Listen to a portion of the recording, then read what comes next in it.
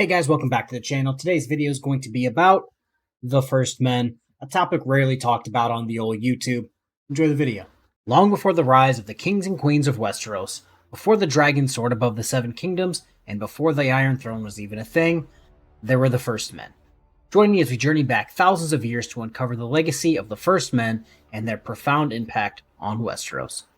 Alright, so the First Men were the original human inhabitants of Westeros, not children of the forest, not giants, and they were believed to have crossed over from Essos via the Arm of Dorne around 12,000 years ago.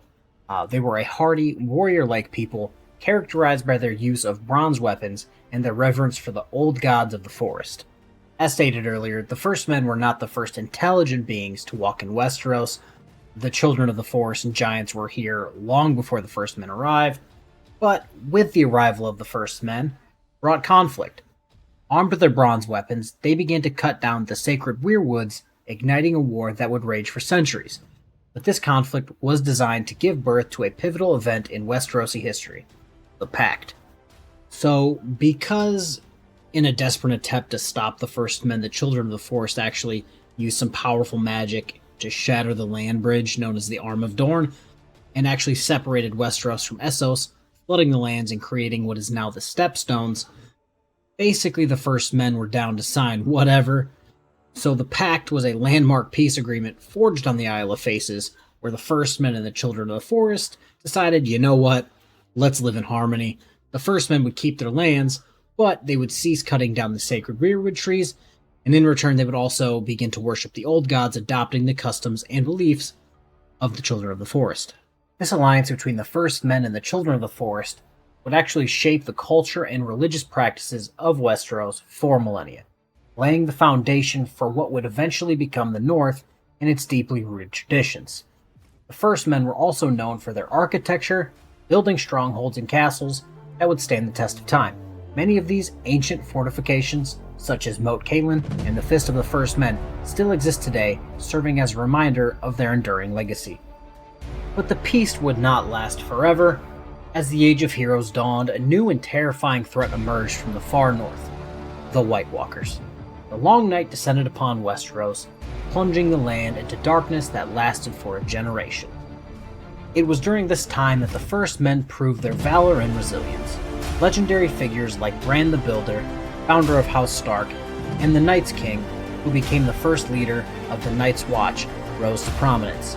The First Men fought valiantly against the White Walkers with the help of the Children of the Forest, eventually driving them back into the icy wastes of the far north.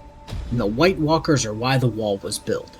The Wall was a colossal structure of ice and stone, and was built to keep the White Walkers at bay.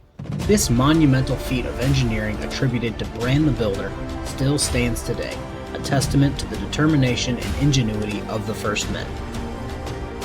The First Men's dominance over Westeros would eventually be challenged by a new wave of invaders, the Andals. Around 6,000 years ago, the Andals crossed the Narrow Sea, bringing with them iron weapons and a new faith, the Faith of the Seven. The Andals' superior technology and religious zeal led to a series of brutal conflicts as they sought to conquer and convert the lands of Westeros. While the First Men were pushed back, especially in the south, they managed to retain control of the north, where their traditions and the worship of the old gods continued to thrive. In the north, the legacy of the First Men endured, forming the backbone of the culture and beliefs that define the region to this day. The Starks, the Boltons, and other ancient houses trace their lineage back to the First Men, preserving their customs and way of life in defiance of the Andal influence. Though the First Men no longer rule all of Westeros, their legacy lives on. Their blood flows through nearly all of the noble houses in Westeros, and their traditions remain deeply ingrained in the culture of the North. The ancient pact with the Children of the Forest, the worship of the old gods, and the lessons learned during the long night are all integral parts of the world of Westeros. The First Men may be long gone, but their spirit lives on, influencing the fate of the realm in ways that are still felt today. The First Men laid the foundation upon which the Seven Kingdoms were built, a legacy of strength, resilience, and respect for the ancient powers of the world. In a land where winter is always coming, the lessons of the First Men are more relevant than ever. Thank you guys for joining me on this journey through the history of the First Men. If you enjoyed this video, don't forget to like, share, and subscribe for all that nonsense. Peace.